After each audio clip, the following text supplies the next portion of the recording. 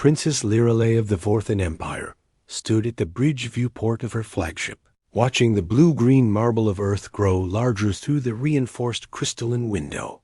Her elongated ears twitched with anticipation, and her silver skin gleamed under the ship's ambient lighting. 3 years had passed since the Galactic Council declared humanity a threat to universal peace, and now she commanded the largest fleet ever assembled to bring these upstart primates to heel. Human ships appeared on her tactical display like scattered insects against the vastness of space. Their technology seemed primitive compared to Vorthan engineering, yet intelligence reports suggested these creatures possessed an unsettling knack for adaptation and survival. Lirelei dismissed such concerns with a wave of her four-fingered hand. No species had ever withstood the might of her people's armadas. "Princess, we're receiving a transmission from the human fleet," announced her communications officer, Lieutenant Velash. His tone carried the typical Vorthan disdain for lesser species. "On screen," Lirelei commanded, straightening her ceremonial battle armor. She expected to see some grizzled human military commander begging for mercy or perhaps attempting to negotiate terms of surrender. Instead, the holographic projection that materialized before her made her breath catch in her throat. Woman with auburn hair and familiar green eyes stared back at her from the communication link. Though older now, with lines around those eyes that hadn't been there before, Lirelei recognized her immediately.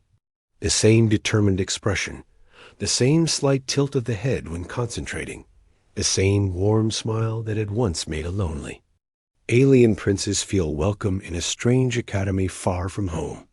"Hello, Lyra," the human said, using the shortened name only she had ever been permitted to use.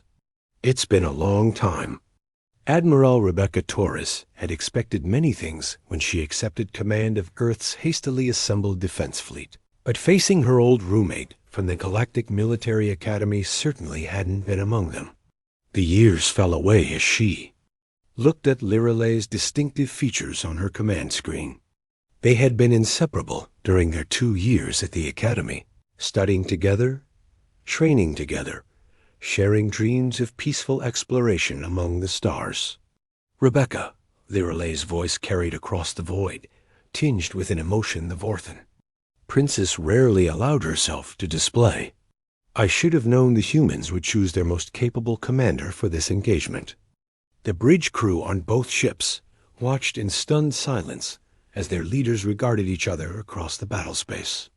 Rebecca's tactical officer, Commander James Park, shifted uncomfortably in his seat. The alien fleet outnumbered them 3-1, with weapons that could crack planets and shields that had never been breached in recorded history.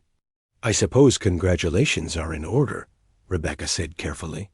"Princess now, I see. Your father finally acknowledged your military talents." A bitter smile crossed Lirelei's features. "Only after my brothers proved themselves incompetent in the Rigel campaigns.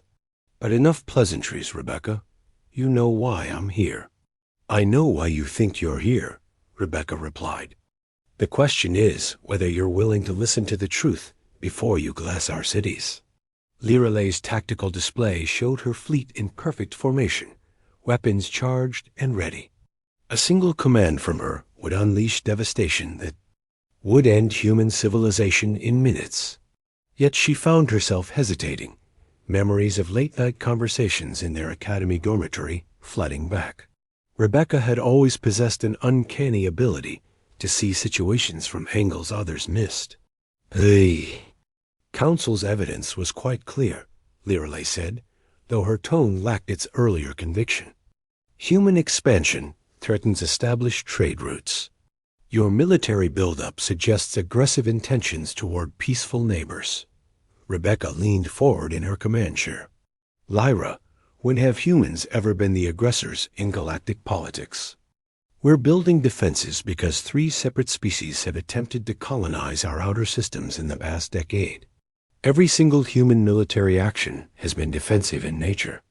The Vorthan princess accessed her private files, scrolling through intelligence reports, she had reviewed countless times. Seen through Rebecca's lens, the data told a very different story. Human expansion consisted primarily of establishing mining operations in uninhabited systems, while their military buildup focused on defensive platforms around their worlds rather than aggressive fleet compositions. Even if that were true, Lirelei said slowly, the Council has voted. I have my orders. Orders, Rebecca repeated. Like the orders we questioned together during the Centauri crisis simulation. Remember what you told me then about the difference between following orders and doing what's right. Lirelei closed her eyes, remembering the young idealist she had once been. Academy instructors had praised their joint solution to that impossible scenario, noting how they had found a path that preserved both honor and lives. Now she faced real-world version of that same test, with the stakes infinitely higher. You're asking me to commit treason against the Empire, Lirelei whispered.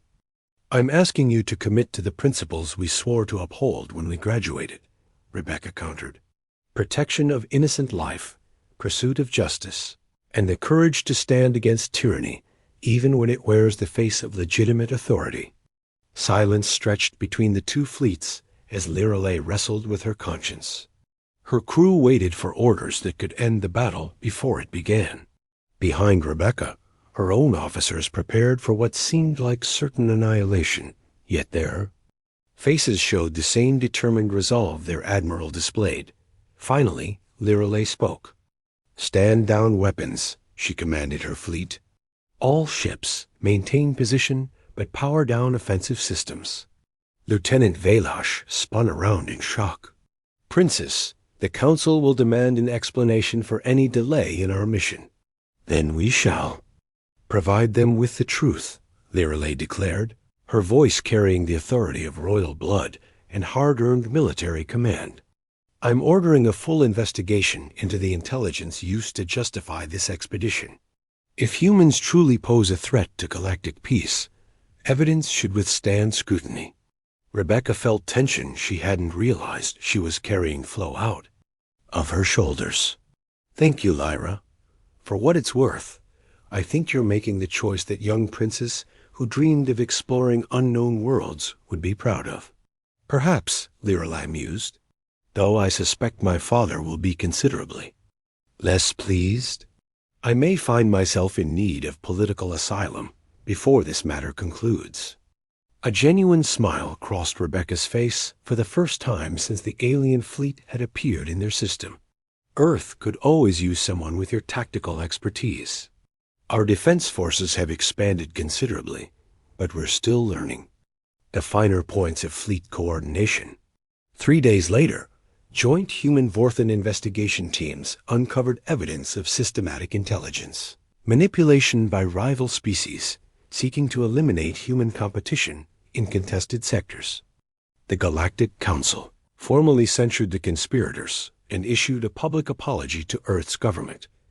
Princess Lirelei chose to remain on Earth as a military advisor, her exile from the Vorthan Empire transforming into an opportunity to help bridge the gap between human and alien perspectives on galactic security. She and Rebecca established the first integrated fleet command structure, proving that cooperation between species could achieve far more than conflict ever would. Years later, when Academy instructors taught the Centauri crisis simulation to new cadets, they would conclude with the real-world example of two friends who chose principle over politics and changed the course of galactic history through the simple courage to trust each other across the darkness of space.